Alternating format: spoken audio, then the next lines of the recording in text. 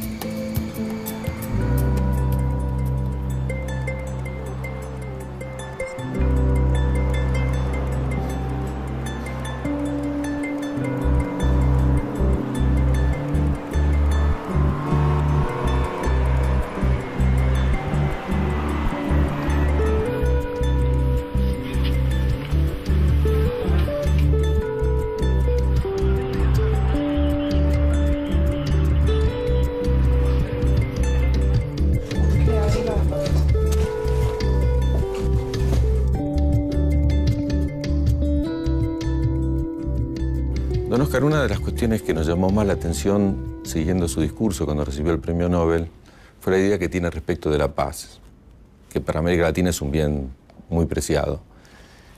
Lo que hizo José Figueres en el 48 es producto de una mente visionaria, de mucho coraje, después de una breve guerra civil,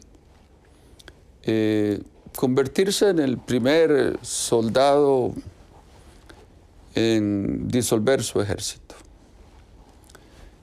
Convencido de que un país pequeño como el nuestro,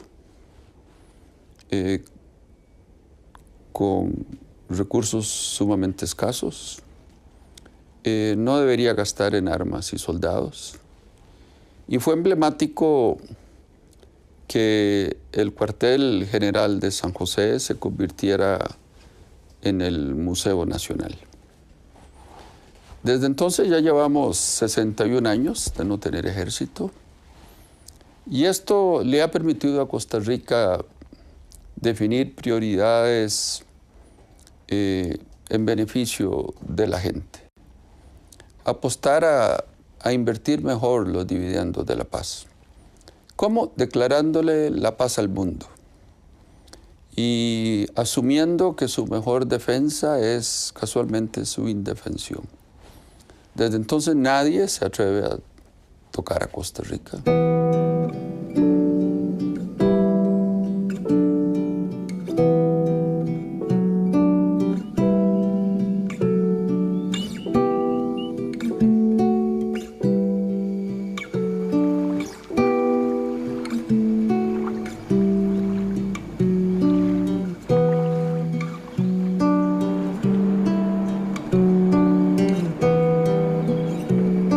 Siempre le digo a mis amigos que la frontera más segura en el mundo entero es la frontera entre Costa Rica y Panamá, dos países sin fuerzas armadas. De hecho, no hay ejército en Haití, y ahí de nuevo, el país más pobre de este hemisferio no tiene por qué tener ejército.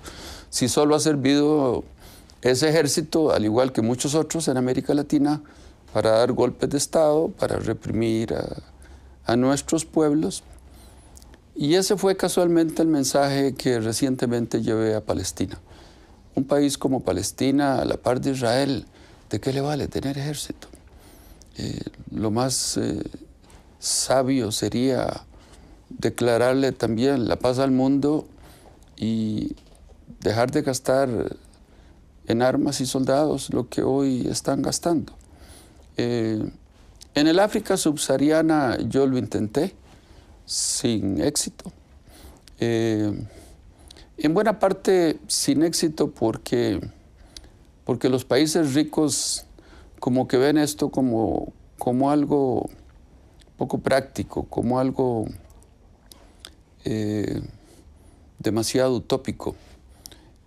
Para ponerlo de una manera suave, para ponerlo de una manera dura, es porque los países que producen armas quieren seguir vendiéndole armas a gobiernos pobres para hacerlos más pobres, porque esa es la mejor forma de perpetuar la pobreza, gastar en armas y soldados en lugar de educar a nuestros hijos y a nuestras hijas.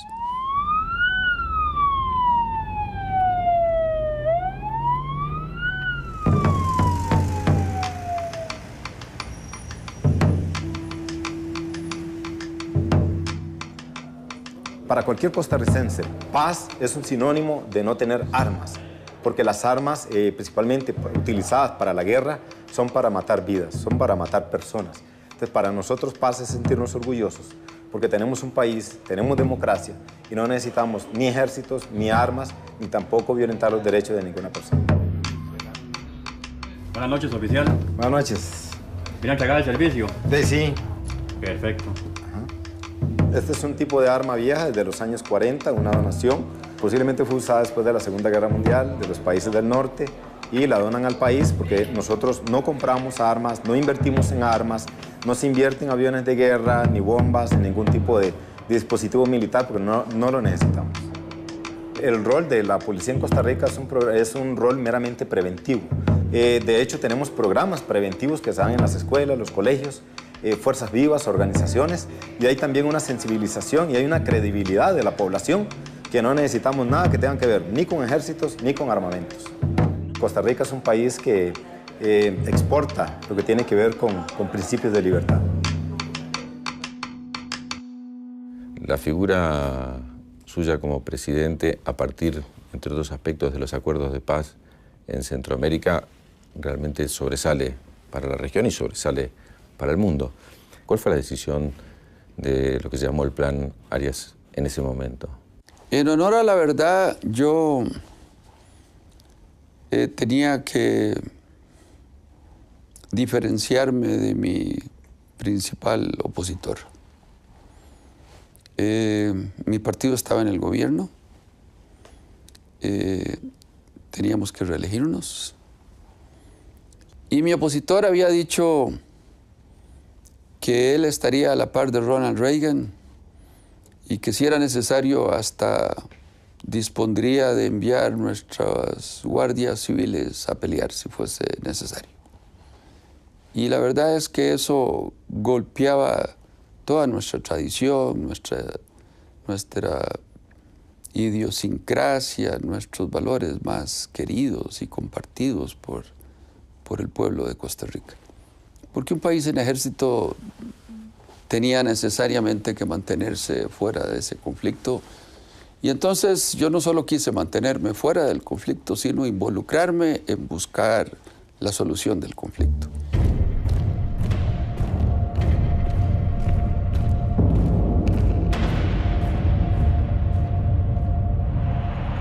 Y lucharemos con medios diplomáticos y políticos para que en Centroamérica no sigan matándose hermanos.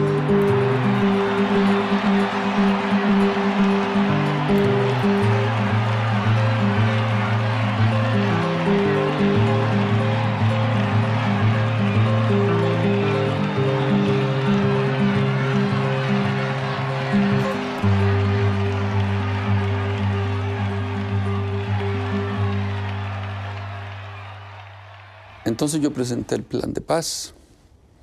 El plan de paz al principio lo vio todo el mundo con mucho escepticismo. Mis colegas centroamericanos. Estados Unidos abiertamente estuvo en contra. y la Unión Soviética abiertamente estuvo en contra, Fidel Castro también. Todos querían una victoria militar en Centroamérica.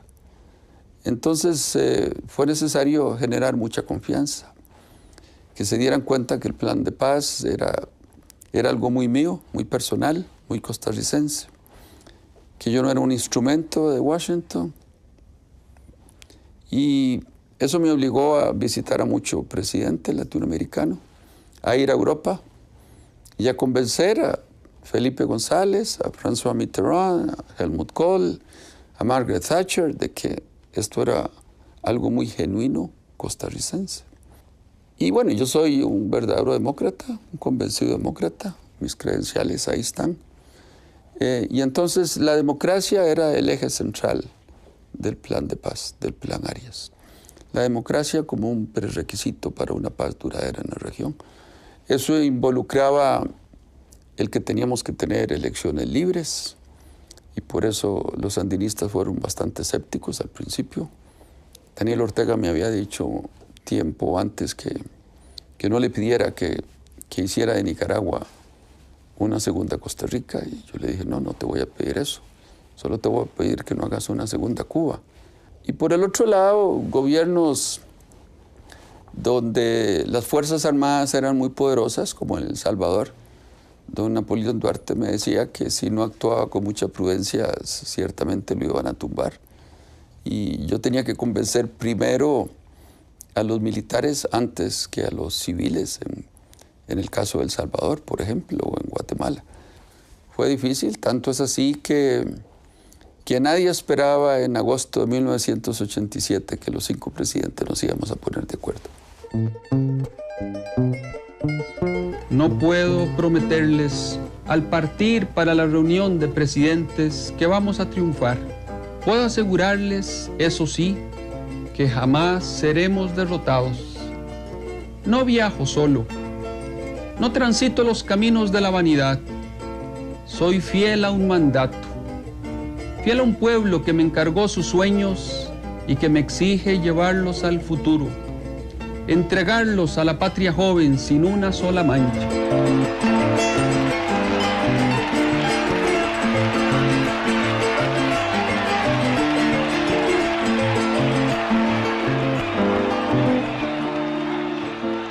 Fue difícil convencer a la opinión pública internacional de que nos apoyaran. Pero cuando fuimos capaces de llegar al acuerdo en Ciudad de Guatemala en agosto del 87 y meses después, en octubre, recibir yo el Premio Nobel de la Paz, el apoyo fue generalizado. No era un premio a la obtención de la paz, era un premio para decirle al mundo lo que está haciendo el presidente Arias es lo correcto. Y entonces yo tuve la oportunidad de hablarle a una sesión conjunta de la Cámara Baja y el Senado en Washington.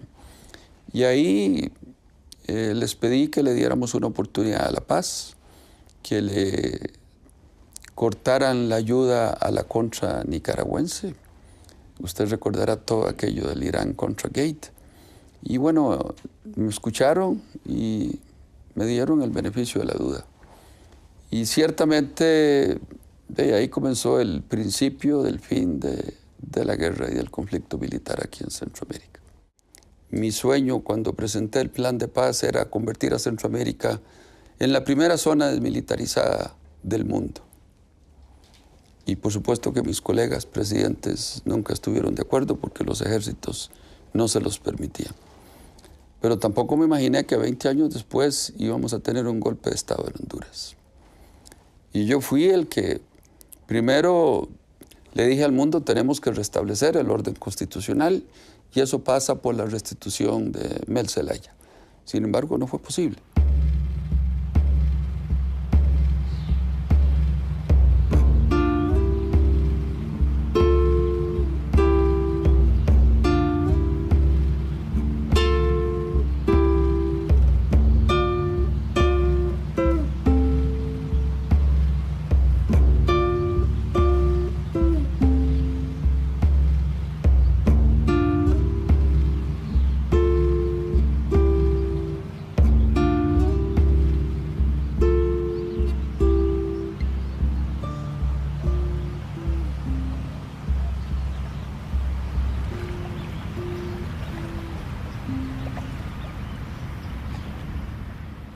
¿Qué significó desde el punto de vista personal recibir el Premio Nobel de la Paz?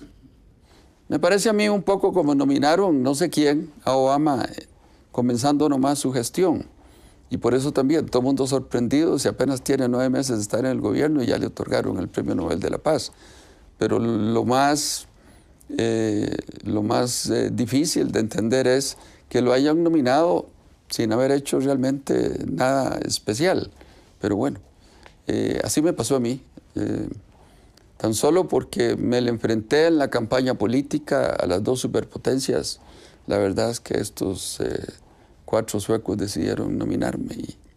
Y fue una gran sorpresa, pero una sorpresa muy bella.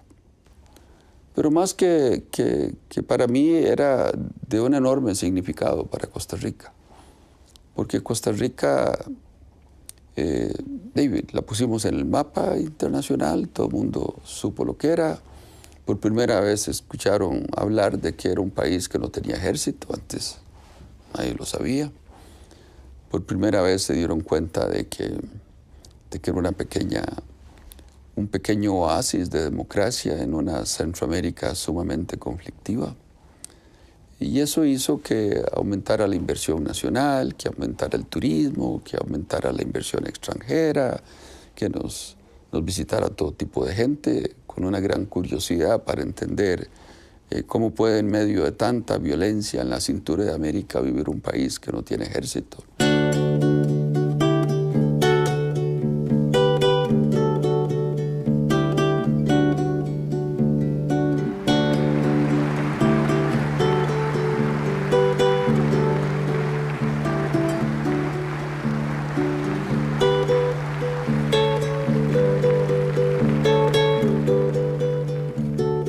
Una pregunta más sobre el Premio Nobel.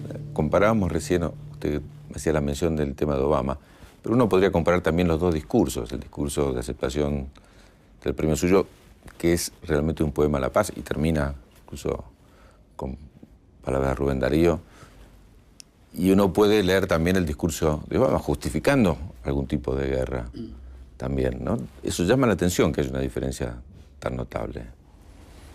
Bueno, sí, es que son casos muy distintos.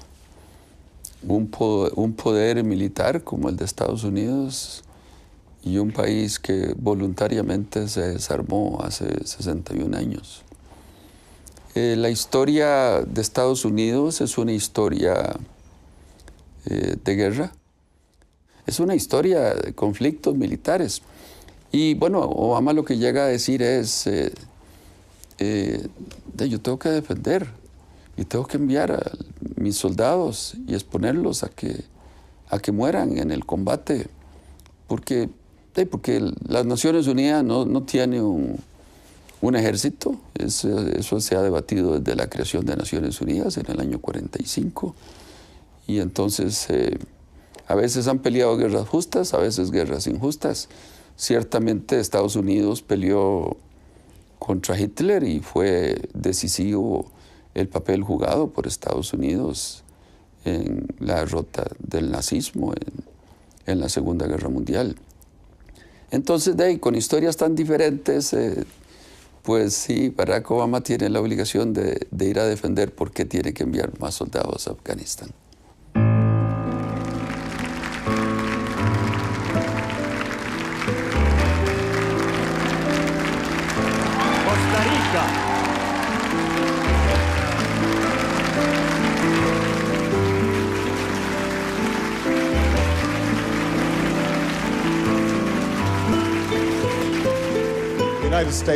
Estados Unidos ha cambiado con el tiempo y no siempre ha sido fácil, pero sí ha cambiado. Y por lo tanto creo que es importante recordar a mis compañeros mandatarios que no se trata solamente de Estados Unidos el que tiene que cambiar. Todos tenemos responsabilidades y tenemos que mirar hacia el futuro. Yo creo que es importante reconocer, dadas las sospechas históricas de que Estados Unidos tiene políticas que no deberían existir como interferencia en otros países, pero eso también significa que entonces no podemos culpar a Estados Unidos por todos los problemas que surjan en el hemisferio. Eso es parte del trato. Eso es parte del cambio que tiene que ocurrir. Esa es la vieja forma y necesitamos una nueva. Ya en la política, a partir de los 30 años, hay realmente en Costa Rica una realidad muy particular, que quizás por no tener ejército o por otras razones es un país que sobresale en Centroamérica por ser el país más igualitario. ¿Cuál es el centro, cuál es el núcleo que hace que Costa Rica sea un ejemplo para imitar respecto de la equidad? Bueno, hay una seguridad social bastante amplia. En efecto, los países más igualitarios de América son Uruguay y Costa Rica. Y yo creo que ambos tienen en común eso, un gasto social importante. Esa igualdad no viene por el sistema tributario. En ningún país de América Latina los impuestos son equitativos o progresivos. No, no lo son.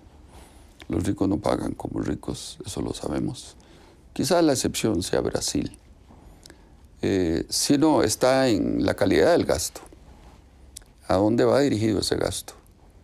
En el caso de Costa Rica va dirigido fundamentalmente a cultura, educación, salud. Eso por un lado.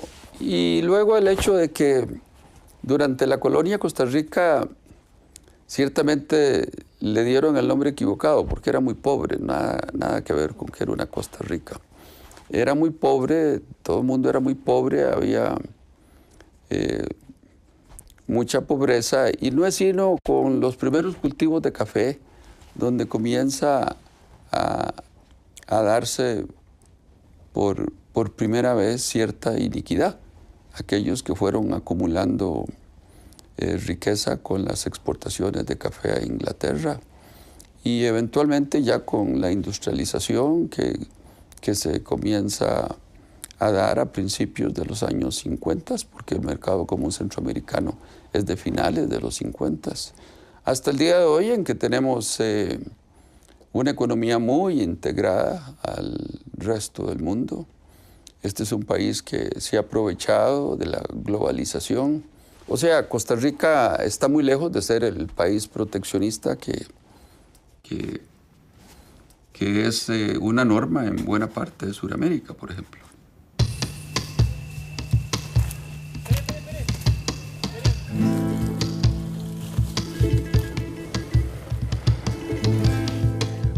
La vida del campo es muy dura para nosotros, porque los salarios son muy pequeños. Don Oscar Arias ha ayudado mucho a los pobres, como el terremoto de Cinchona, el montón de viviendas que está haciendo para los pobres, las pensiones a los adultos mayores, a los chiquitos que el presidente les ayuda con una beca para sus estudios, que eso antes no existía.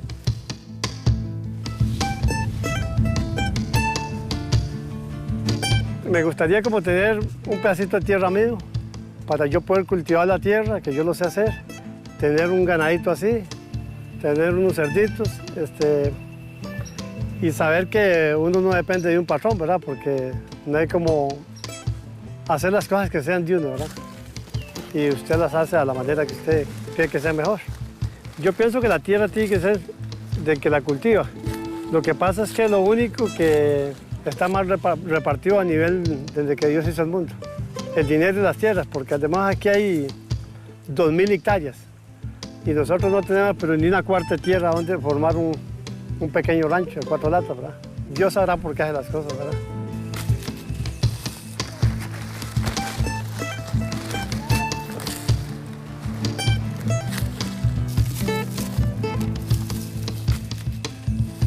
Don Oscar, pero hay un modelo muy original en lo que usted plantea que tiene que ver con una apertura respecto del mercado, pero un papel importante también del Estado en lo social. ¿Cuál sería, para el modelo costarricense, la relación entre Estado y mercado? Bueno, el mercado lo va a hacer a usted crecer pero ciertamente el mercado también lo va a hacer concentrar la riqueza. Tiene que haber un papel distributivo importante del Estado y como le decía anteriormente, me parece que ese papel distributivo está en el gasto más que en la forma de financiar ese gasto. Porque en América Latina, en términos generales, los impuestos no son progresivos. Y además son muy bajos. La excepción fundamentalmente es Brasil. Pero aquí hay países vecinos en Centroamérica donde la carga tributaria representa el 10% del Producto Interno Bruto. Y un Estado con un 10% del Producto Interno Bruto no puede hacer nada. Y si el ejército se lleva buena parte de eso, pues no le queda nada para todo lo demás. Entonces Costa Rica le dio prioridad al gasto social, como le he dicho, y eso es lo que nos ha permitido construir una sociedad que no es un paradigma de igualdad, no nos engañemos. América Latina sigue siendo el continente con la mayor desigualdad en el mundo, pero de eso lo explican muchas cosas que todos sabemos.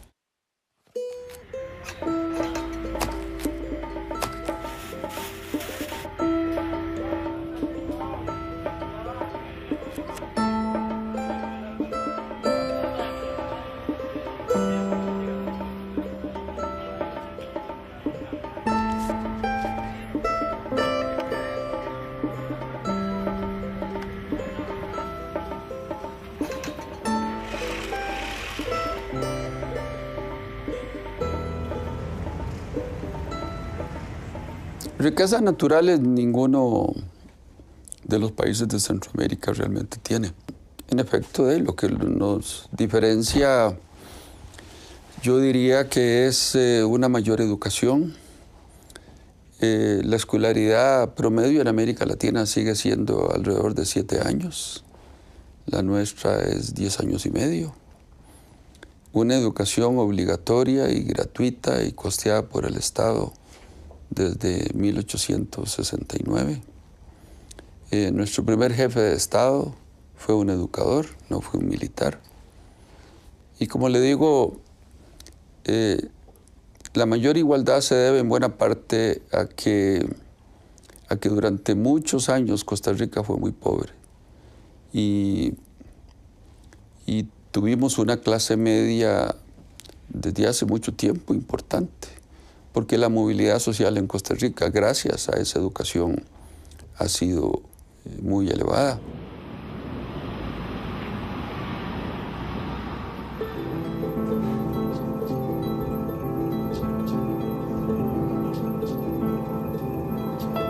Aquí la deserción es poca, por ejemplo. El niño que abandona las escuelas es muy poca. Entonces casi todos tienen la oportunidad de estudiar. La educación es gratuita. Entonces todos los chiquillos tienen acceso a la educación. Ya el que no estudia es porque no quiere. Pero sin embargo la ley los obliga, porque un niño de primaria no puede abandonar la escuela. Y los maestros, los educadores somos la mayor parte de los empleados del gobierno. Somos muchos. De hecho hay muchos desempleados porque no hay trabajo. Hoy en realidad es un día donde estábamos preparando ya para la graduación, que será el sábado. Aquí la tenemos el sábado. Entonces, por ejemplo, la compañera está haciendo, nosotros le llamamos birretes. Son un gorro que se ponen los chiquitos en la cabeza a la hora de la graduación. Aquí lo que nos está afectando muchísimo es la delincuencia, más que nada en la parte urbana, y que se ha desplazado también a la parte rural. Y como en toda parte, casi está en manos de unos pocos, las riquezas más grandes, ¿verdad? Aunque aquí en Costa Rica todavía se mantiene ese concepto de patria protectora también, que se protege, ¿verdad? Porque si bien es cierto que tiene sus deficiencias, también se protege mucho a la ancianidad y a la niñez, ¿verdad? Que son dos entes muy importantes para el país, sobre todo a la niñez. Se les protege por un lado dándoles recursos, digamos, económicos, aunque no suficientes, nunca son suficientes, pero se les descuida por otro lado. Tal vez en parte de la seguridad, la vivienda, todo eso está muy mal aquí.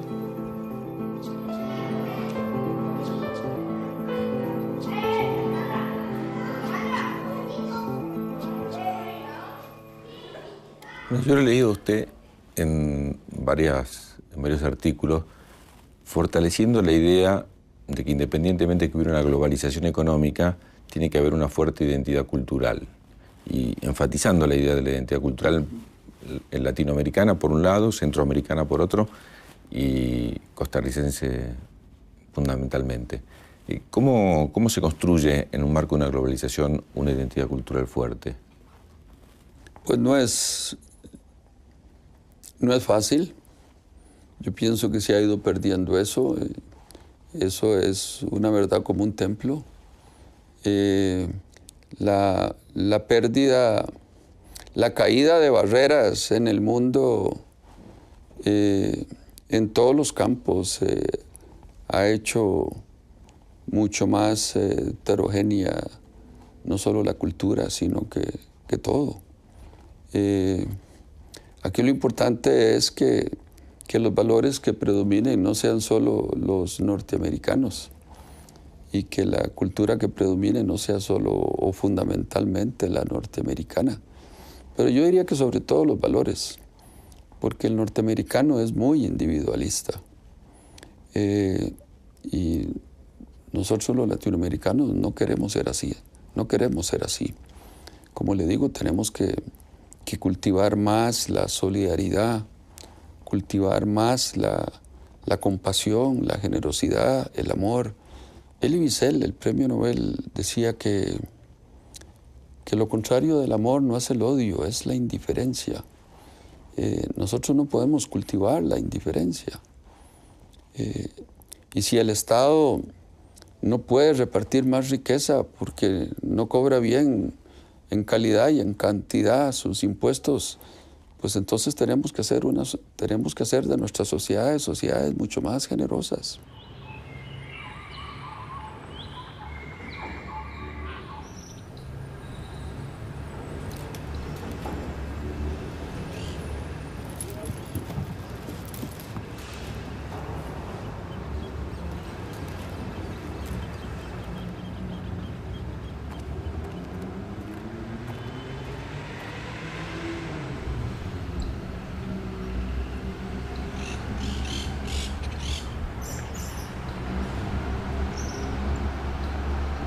La principal asignatura pendiente es la incapacidad de nuestros sistemas políticos de haber construido sociedades más prósperas. Podemos sentirnos sumamente orgullosos de lo que hemos logrado en muchos campos. En el arte, en la cultura, en la literatura. Ustedes han tenido poetas maravillosos como Lugones o Jorge Luis Borges. En el deporte, campeones mundiales las veces que quieran serlo, qué sé yo.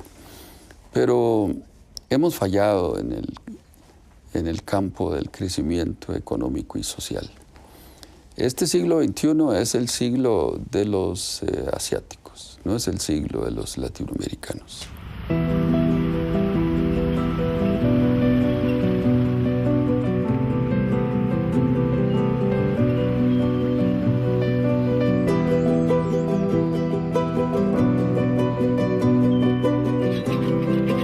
Gracias a Dios, ya tengo el trabajito, tengo mi casa aunque sea prestada.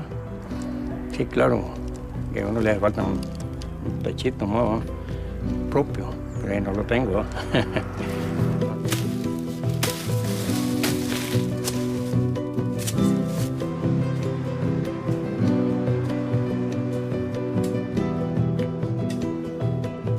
Trabaja uno mucho y gana poco. El empleado que gana poco en el campo.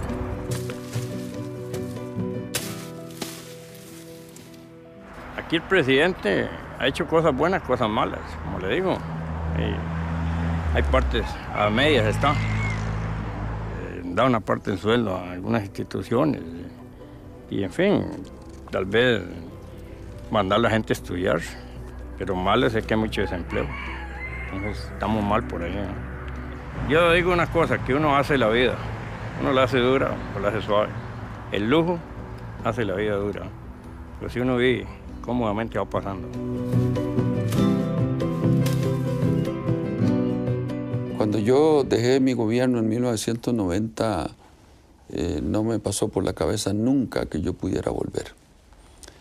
Pero bueno, ya habíamos perdido 2 elecciones seguidas, el partido que me hizo a mi presidente.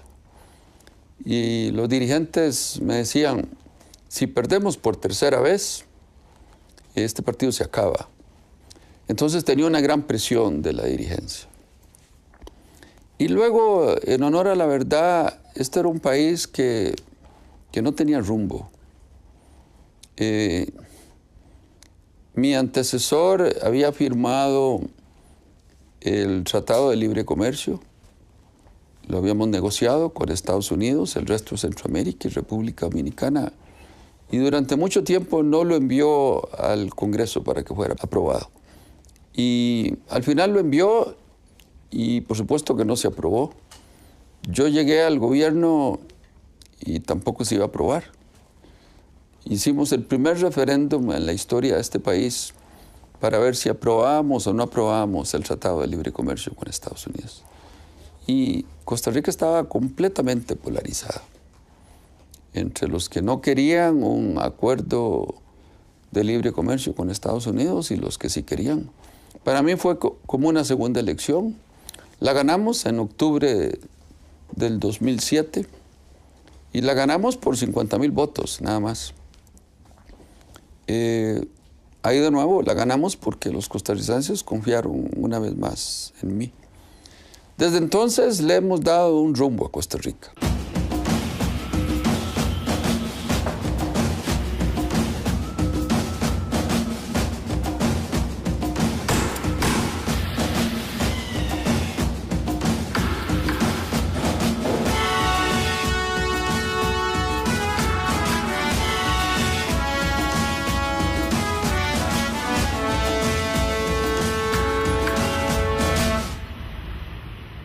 ¿Usted siente como que en cada uno de estos logros que fue teniendo a lo largo de la vida está devolviéndole algo a sus padres, que tiene la matriz de la formación, está en lo familiar para que usted haya tenido el desempeño que tuvo en su vida? Yo he querido ser generoso con la gente. He querido compartir, qué sé yo, los dones que me dejó mi familia con la gente. Y eso me lo enseñaron mis padres. Por mi casa pasaban montones de ONGs, asociaciones de caridad, a quienes mis padres les hacían un cheque mensual para ayudarles. De mi abuelo, por parte de mi madre, era un hombre muy desprendido, que si andaba con una chaqueta o con una camisa y tenía un peón en un cafetal con una camisa rota, se quitaba su chaqueta y se la regalaba. Yo quise ser así desde joven y he querido practicar esa generosidad con la gente más humilde, más necesitada que yo. En este segundo gobierno no cobro mi sueldo, lo regalo. Francamente no lo necesito. Hay otra gente que lo necesita más que yo. Entonces, sí recuerdo muchas cosas que ellos infundieron en mí, esos valores, y formaron mi carácter. ¿Y su madre qué tipo de madre era? Demasiado bondadosa, chineadora, no sé si esa expresión existe. No, necesitamos traducción. Bueno, me mimaba mucho, me cuidaba mucho, me protegía mucho, en buena parte porque yo era asmático y entonces sufría a veces ataques de asma y terminaba yéndome a un hospital. Entonces ella fue excesivamente chineadora, me mimaba más de la cuenta. Mi padre era muy exigente y, como le digo, me obligaba a escribir y a leer y a participar en competencias, escribiendo ensayos, y realmente me enseñó a disfrutar la lectura, y eso realmente me ha servido mucho.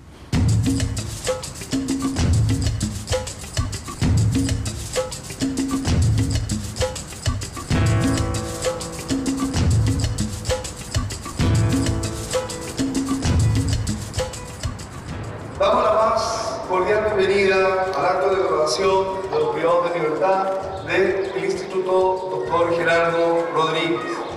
El día de hoy es un día, me parece muy alegre en el sistema penitenciario, en cuanto tenemos la oportunidad de ver a tantas personas graduarse y dar un paso más hacia la libertad y hacia un regreso al lado de sus familias.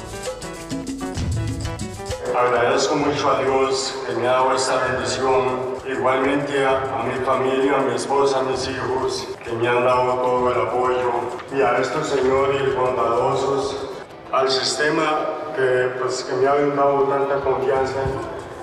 Le agradezco de verdad de corazón. Muchísimas gracias.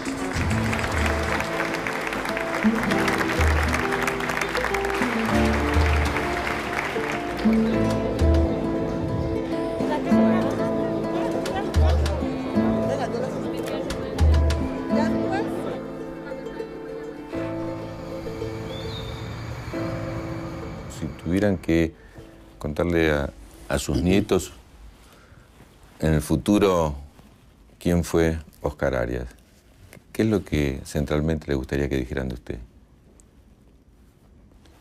Posiblemente van a decir que fue un presidente que fue honesto, que fue valiente para defender sus ideas, sus ideales, sus convicciones, sus principios, sus valores, que ayudó a educar al costarricense, diciéndole siempre al costarricense lo que debía saber, nunca lo que quería escuchar.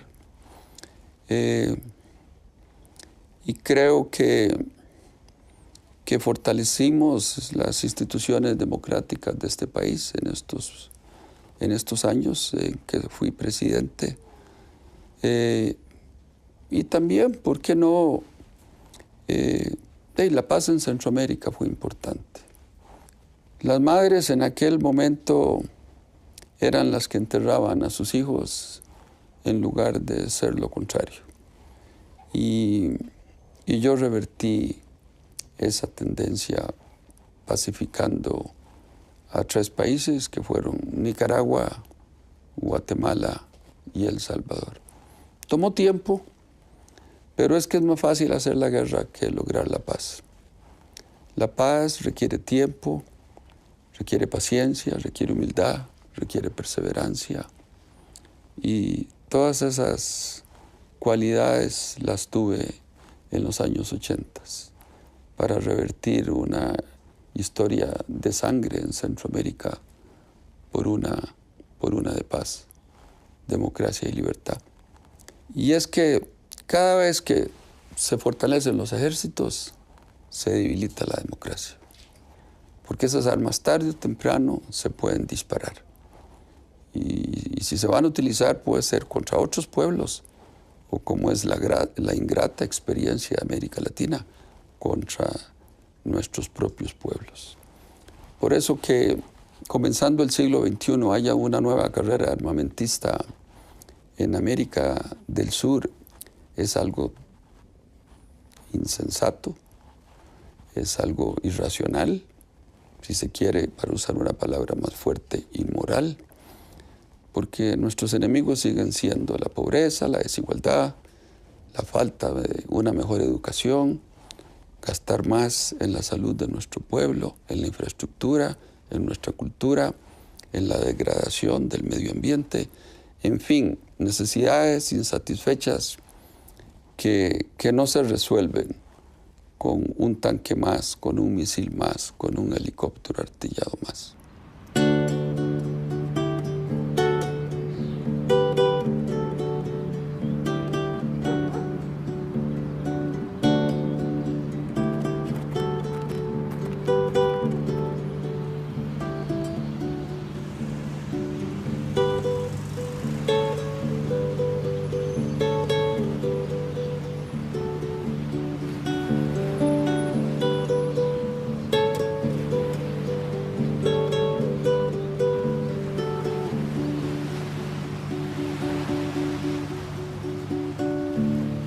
El primer recuerdo que yo tengo de querer ser presidente lo tuve cuando estaba en el vientre de mi madre.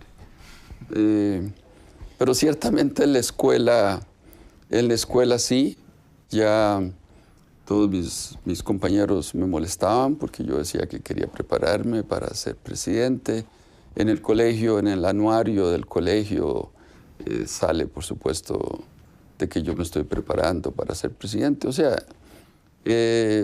fui muy sincero. Me parece que recuerdo de Unamuno que decía que hay que decir la verdad en la vida y que ser ambicioso no es ningún defecto, es más bien una virtud.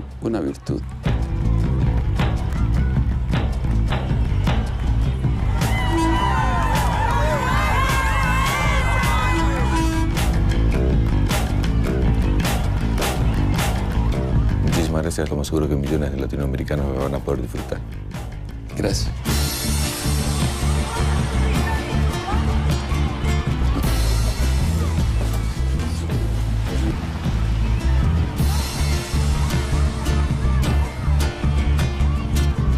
Muy agradecido.